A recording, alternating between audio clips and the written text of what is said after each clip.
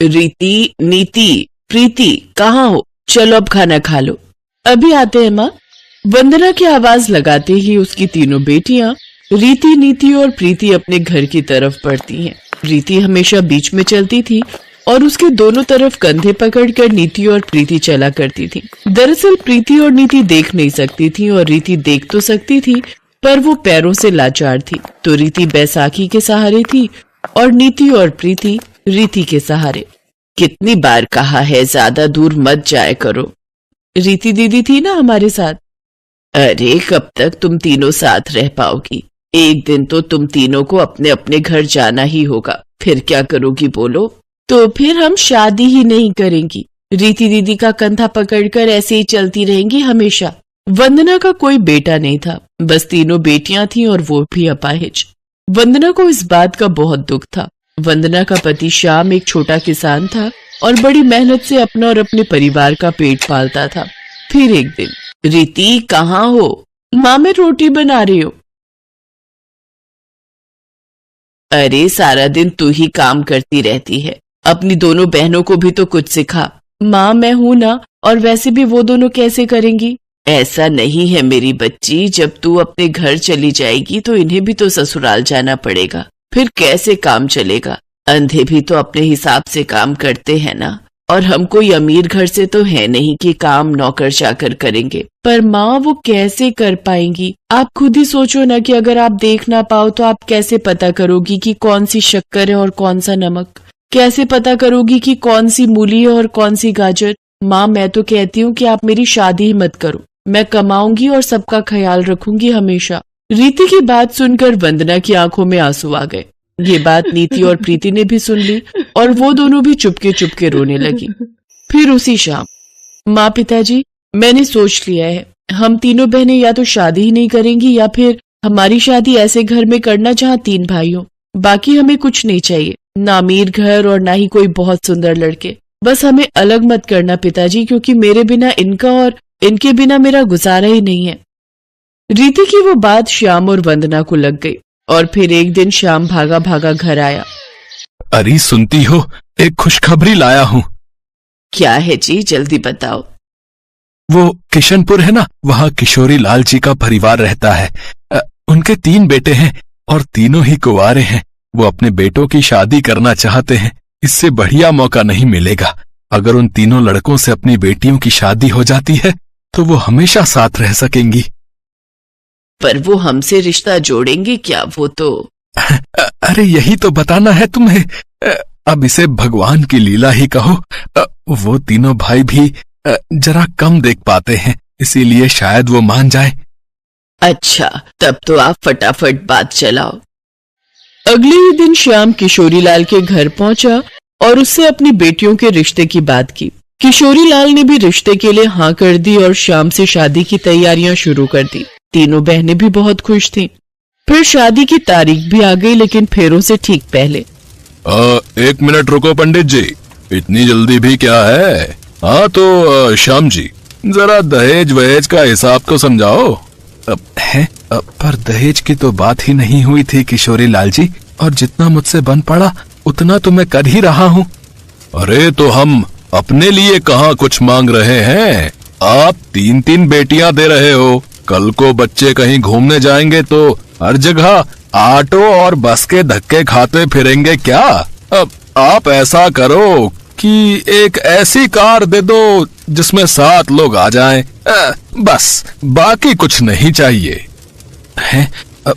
पर ऐसी कार तो बहुत महंगी आएगी, मैं गरीब कहाँ से लाऊंगा किशोरी लाल जी? अरे तो अभी की बात कौन कर रहा है? हम आपकी तीनों बेटियों को ब्याह कर ले जा रहे हैं, ठीक है? ठीक 1 महीने बाद आप कार ले आना, और अगर नहीं ला पाए तो अपनी बेटियों को वापस ले जाना। बहुत बेगैरत आदमी हो किशोरी लाल, हैं? अपने बेटों की शादी करने आए हो या सौदा करने आए हो बे? मुखिया तुम चुप करो। अगर इतना ही प्यार आ रहा है ना इन लंगड़ी और अंधी बेटियों पर, तो तुम ही ले जाओ इन्हें अपने घर बहू बनाकर। करा देता, पर मेरा एक ही बेटा है, और अगर 3 होते ना तो तुम्हारे सामने इनसे शादी कराता। और तुम्हें जूते मारकर बाहर निकाल देता इस गांव से, जूते मारकर। हाँ, तो हम जा रहे हैं। अब ढूंढ लेना ऐसा घर इन लंगड़ी और अंधियों के लिए, जहाँ बिना दहेज के तीनों की शादी हो जाए। हम भी देखते हैं। विमल बेटा, इधर आ। श्याम भाई, बताओ कि आप मेरे बेटे के साथ अपनी कौन सी बच्ची की शादी करना चाहते हो, बताओ। मुखिया जी, आपकी इस दरिया दिली के लिए बहुत बहुत धन्यवाद, लेकिन हम तीनों अलग नहीं रह सकती। मेरी बहनें मेरे ही सहारे हैं, तो या तो हम तीनों एक ही घर जाएंगी या फिर। शादी तो होगी बेटी, और इस लालची किशोरी लाल के सामने ही होगी। श्याम भाई, मेरा एक ही बेटा है और आपको अजीब लगेगा, लेकिन अब कोई चारा नहीं है। मैंने जबान दे दी है। मैं अपनी तीनों बेटियों का हाथ अपने बेटे विमल के लिए मांगता हूँ। बताओ, आपको मंजूर है? मुखिया की बात सुनकर वहाँ हर आदमी हैरान था, पर तभी रीति के कंधे पकड़कर नीति और प्रीति मुखिया के सामने खड़ी हो गईं और उनके पैर छुए। फिर उसी मंडप में तीनों बहनें हमेशा के लिए एक साथ हो गई और इस तरह तीनों बहनों ने अग्नि को साक्षी मानकर एक ही लड़के से शादी कर ली और वो लड़का बन गया 3 बहनों का एक पति। और किशोरी लाल अपने 3 बेटों के साथ खाली हाथ वहां से बेइज्जत होकर चला गया। रमा, मधु और सुधा आशा देवी की 3 सरकारी बहुएं। रमा पेशे से सरकारी वकील थी, मधु एक यूनिवर्सिटी में प्रोफेसर थी और छोटी बहू सुधा एक सरकारी बैंक में नौकरी करती थी। तीनों बहुएं नौकरी वाली थीं, इसलिए तीनों ही पूरा दिन व्यस्त रहती थीं। इसी वजह से रोजाना किसी न किसी बात पर तीनों बहुओं में लड़ाई हो ही जाती थी, खासकर तब जब होता था इतवार, यानी कि संडे। क्या बात है आशा जी, आज सुबह सुबह सब्जी मंडी होकर आ रही हो? आज इतवार है ना, बहू बेटे देर से सोकर उठेंगे, सोचा घर पर क्या करूं, मंडी ही हो आती हूँ। अच्छा, आज तो तीनों बहुओं की छुट्टी होगी। चलो बढ़िया है, तीनों बहुएं सरकारी नौकरी वाली हैं। वैसे तीनों ही काम वाली हैं तो आपस में बर्तन खड़क ही जाते होंगे। अरे नहीं, मेरी तीनों बहुओं में बहुत प्रेम है, उनमें कभी कोई लड़ाई नहीं होती। अभी तक तो सब उठकर अपना अपना काम निपटा चुकी होंगी। अपनी वकालत घर में मत झाड़ो भाभी, मैं भी बड़े स्कूल में प्रोफेसर हूँ, मुझे भी गणित आती है। आलू के पराठे में प्याज नहीं डालेंगे, सिर्फ आलू पराठा ही बनेगा। अच्छा, मैं भी देखती हूँ कि तुम आलू के मसाले में प्याज कैसे नहीं मिलाती हो। तुम अकेली आलू का पराठा खाने वाली नहीं हो, हम सब हैं। अरे तो किसने मना किया? 6 आलू हैं, 2 तीनों के हो गए, ये 2 मेरे, ये 2 मेरे। ओहो, बहुत बढ़िया, खुद दोनों ने बढ़िया बढ़िया आलू रख लिए और मुझे ये गले हुए खराब दे दिए। बड़ी चालाक हो आप दोनों तो। अरे मैं भी बैंक में नौकरी करती हूँ, सारा हिसाब किताब मुझे भी पता है। ये आधा आलू खराब है, ये मैं क्यों रखूं? मैं अपना आलू नहीं दूंगी। मैं भी क्यों दूं? इतनी मुश्किल से संडे आता है, आलू पराठे खाने का ये मौका मैं क्यों छोड़ दूं? आलू तो मैं लेकर ही रहूंगी, देखती हूँ कौन मुझे रोकता है। हे भगवान, मैं मोहल्ले में कहती फिरती हूँ मेरी तीनों बहुएं गऊ हैं, मुंह में जबान नहीं है, तीनों में प्रेम है, पर यहाँ तो एक आलू के लिए महाभारत छिड़ी हुई है। इतनी बड़ी सरकारी नौकरी करने वाली हो तुम, पर लड़ाई बिल्कुल बच्चों की तरह लड़ती हो। थैले में आलू रखे हैं, उबाल लो जितनी मर्जी। पता नहीं मेरे इस दुनिया से जाने के बाद। आशा के इतना कहते ही तीनों बहुएं उसके मुंह पर हाथ रख देती हैं। माँ जी, आज कह दिया, आगे से ना कहना। सॉरी माँ जी, आप ऐसी बातें मत करो, आपके बिना हम तीनों अधूरी हैं माँ जी, आगे से ऐसी बातें मुंह से मत निकालना। फिर क्यों लड़ती हो तुम तीनों? देखो, जिस घर में प्यार होता है वहाँ भगवान का वास होता है, इसलिए आपस में प्रेम से रहा करो। आशा देवी अपनी तीनों बहुओं को ऐसी ही प्रेम भरी सीख देती रहती थी। उसके बाद तीनों बहुएं मिलकर एक साथ नाश्ता बनाती हैं। रोजाना की तरह वही खट्टी मीठी नोकझोंक के बीच आशा देवी की बदौलत तीनों बहुओं में आपसी प्यार बना हुआ था। आशा देवी की ननद मनोरमा कुछ दिनों के लिए रहने आ जाती है। मनोरमा स्वभाव से चुगलखोर और झगड़ालू है, पर क्या करे, है तो आशा देवी की ननद ही ना। आशा भाभी कहाँ हो? मैं तो कब की बाल धोकर बैठी हूँ।